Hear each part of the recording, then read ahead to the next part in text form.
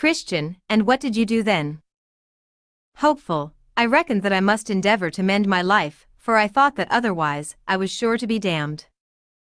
Christian, and did you ever attempt to mend your life?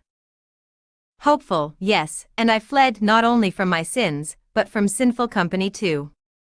I also began religious duties such as prayer, reading, weeping for sin, speaking truth to my neighbors, and so forth.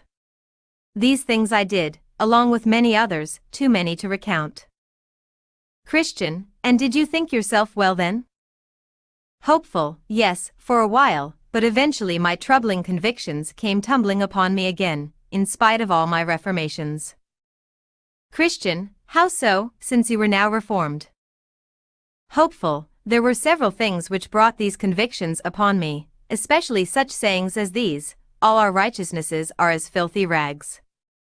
By the works of the law shall no flesh be justified.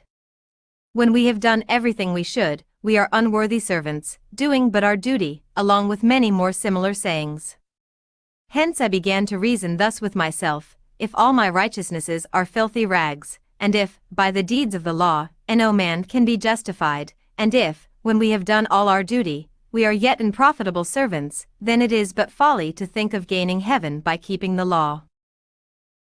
I further thought thus: if a man runs $100 into debt to the shopkeeper, and from then on, he pays for everything that he purchases, yet, if his old debt still remains unpaid in the ledger book, the shopkeeper will sue him for that, and cast him into prison until he shall pay the full debt. Christian, so how did you apply this to yourself? Hopeful, why, I thought thus with myself: I have, by my sins, accumulated a great debt in God's book, and that my now reforming will not pay off that debt. Therefore, even with all my present amendments, I would not be freed from that damnation which my former transgressions still deserved. Christian, a very good application, but please go on.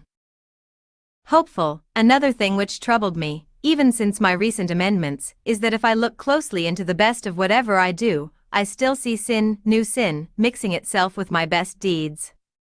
So I am forced to conclude that notwithstanding my former good opinion of myself and my duties, I have committed enough sin in one duty to send me to hell, even if my former life had been faultless.